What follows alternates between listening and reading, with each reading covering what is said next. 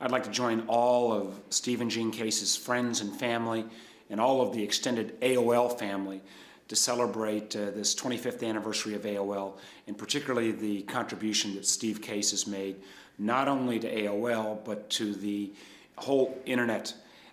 Steve Case knew the internet was cool and the possibilities of social networking long before almost anybody else in the business and the political world understood that. Thanks and congratulations.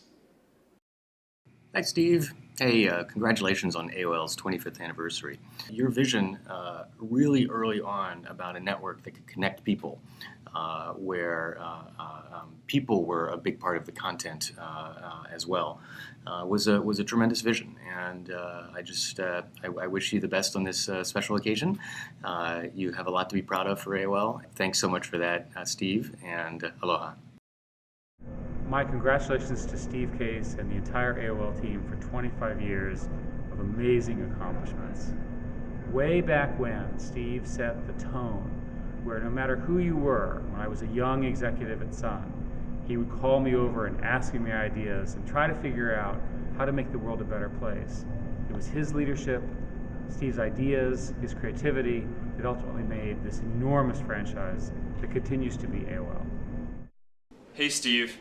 I just remember when I was growing up, using AOL Instant Messenger was some of the first software that I used on the internet with my friends, and we all used to sit around and build tools for AOL, whether it was for Instant Messenger or chat or email, and it's how all of us grew up learning how to program, and it really inspired me when we did our first work on Facebook platform here to build something that the next generation of students could build their foundation on and really learn to grow up programming with. So thanks for your contribution.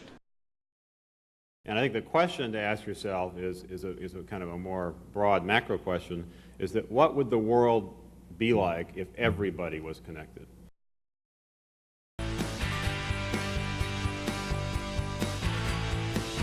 Right, we just launched Quantum Link a year ago in November, and when we entered the market, we saw 3 problems for consumer users of online services. The first is they're too expensive.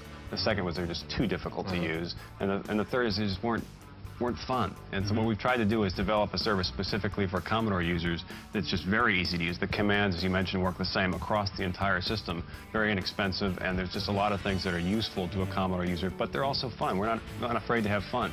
I think of this more of interactive services being a new medium. In this new interactive world, people can interact with the content, interact with the services, and really customize the services to meet their own needs. You go back and look at history, there's a tendency for people to kind of wonder about the viability of these new things. But when you really get in the hands of consumers, and more consumers get enthusiastic about it, and creative people start emerging to really do things in innovative new ways, it allows you to reach an even wider audience. And that's when it really starts becoming a mainstream phenomenon.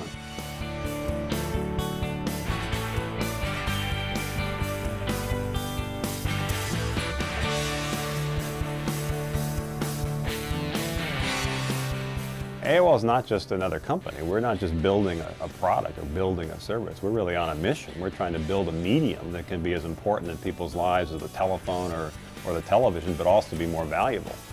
And we also want to have a lot of fun doing it. Reluctantly crouched at the starting line, engines pumping and thumping in time. The green light flashes, the flags go up.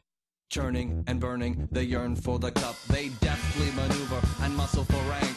Fuel burning fast on an empty tank. Arriving and striving as fast as he can. The snaking of someone for